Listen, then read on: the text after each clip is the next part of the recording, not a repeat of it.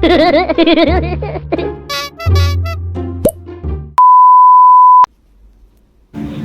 everyone, welcome to my very first vlog. Before anything else, let me introduce myself first.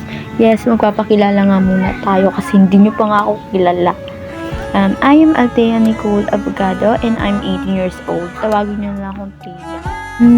Guys, may gusto lang din akong i-share sa inyo yung story ko, yung buhay ko nga, di ba? Guys, simpleng tao lang ako pero mataas din yung pangarap ko.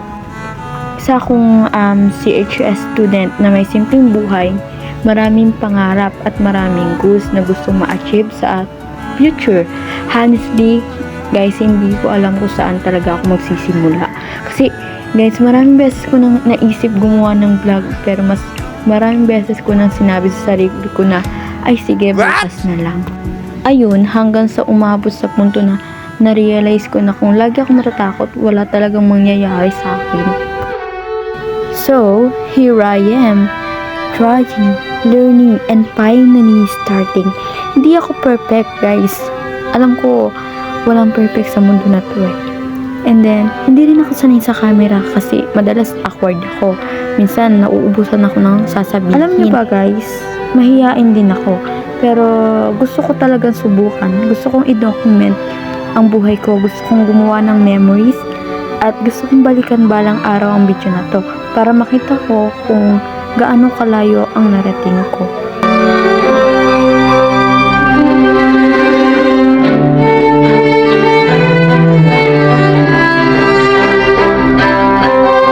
Guys, tutuloy ko na lang mamaya yung story ko. Kakatapos ko nga lang magbihis dyan, kakatapos ko lang mag-makeup dyan. Hindi na ako nag-makeup masyado. Yun guys, gagayak na ako, papasok na ako kasi baka malate na ako. Papahati na nga po pala ako kay papa. Nagbiyahe na nga po pala kami dito, so malapit na kami. Ayan ba, nakababa na ako, kung alam nyo lang. Nakita ko nga yung mga ka-scout ko, so hi daw. Hi daw sa imong vlog. Charot. Sabagay, ngayon lang nila ako nakita kasi nga tago ako. Charot. Nilang sumali sa video ko kaya sinali ko na sila at nakipag-picture na nga sila mga babe.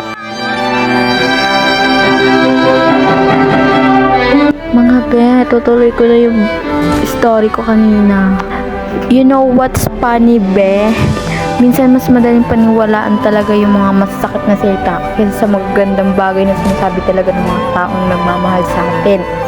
There were times na makakatanggap talaga tayo ng judgments. Yung mga taong may opinion tungkol talaga sa atin kahit hindi naman talaga nila tayo kilala, diba? Mas muna tayo guys, tinan nyo naman yung bata, sobrang cute. Parang ako, cherry! So, ayun na nga, kakatapos lang natin mag-recess kaya itutuloy ko na yung kwento ko. Tulad nga ng sinabi ko guys na there were times talaga na makakatanggap tayo ng judgments. May mga tao talagang may opinion tungkol sa atin kahit hindi naman talaga nila tayo kilala. So yung technique na lang talaga dito guys is mag-focus tayo sa pag-aaral, hindi sa kanila. Kasi hindi naman sila yung makakatulong sa atin, diba? Kundi tayo rin, kundi yung sarili lang natin. Pero ako kasi mga be, may mga araw din kasi ako nawawalan ng confidence. At may mga gabi na kina-question ko talaga yung sarili ko kung enough pa ba ako.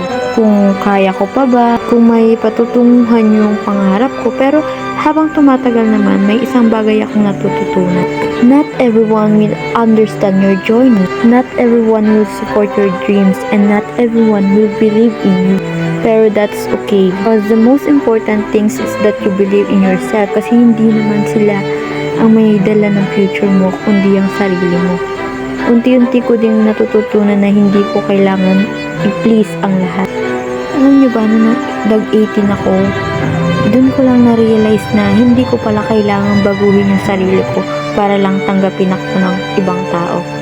Yung hindi ko kailangan patunayan ng worth ko sa mga taong hindi naman alam ang buong kwento ko. Because at the end of the day, I know who I am, I know what I've been through, how hard I fought just to keep going. And that's enough. Kung may natututunan man ako sa lahat ng challenges na pinagdaanan ko, iyon ay ang maging matatag talaga ako. Dahil minsan, alam niyo ba, ang pinakamalakas na tao ay hindi yung hindi umiiyak, kundi yung taong umiiyak pero bumabangon pa rin kinabukasan.